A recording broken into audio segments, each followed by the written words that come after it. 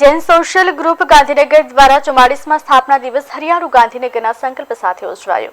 આ શુભ અવસરે શહેરમાં 51 વૃક્ષોનું રોપણ કરવામાં આવ્યું। કાર્યક્રમમાં ગ્રુપના પ્રમુખ હિતેન્દ્ર શાહ તથા સેક્રેટરી વીણા બુરાએ મહેમાનો અને સભ્યોનું હાર્દિક સ્વાગત કર્યું।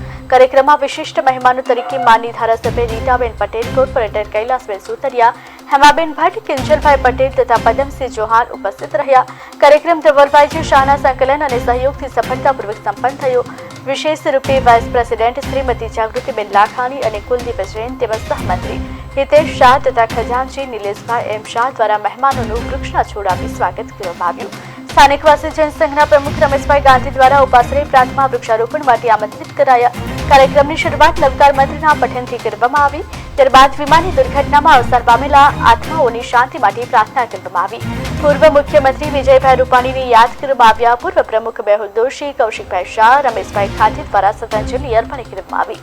जैन शाळाना विद्यार्थीओए पण उत्साहपूर्वक वृक्षारोपण करी पर्यावरण जाळवणी माटेनुं पोताना स्તરે योगदान आप्युं। अंते प्रमुख हितेन्द्र शाह सहना सहकार साथे दिलथी आभार मान्यो। ग्रुपना स्थापना दिवसने पर्यावरणनी जाळवणी साथे जोडी उजवવાનો उत्साहजनक संकल्प व्यक्त कर्यो।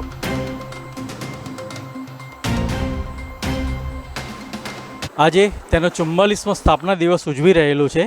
તે પરિપ્રેક્ષમાં આજે અહીંયા સ્થાનિકવાસી જૈન સંઘ સેક્ટર 22 ખાતે વૃક્ષારોપણનો એક સરસ મજાનો નાનકડો પણ સુંદર કાર્યક્રમ રાખવામાં આવ્યો, જેમાં આપણા લોકલાડીલા ધારાસભ્ય રીટાબેન પટેલે તેમનો કિંમતી સમય આપ્યો।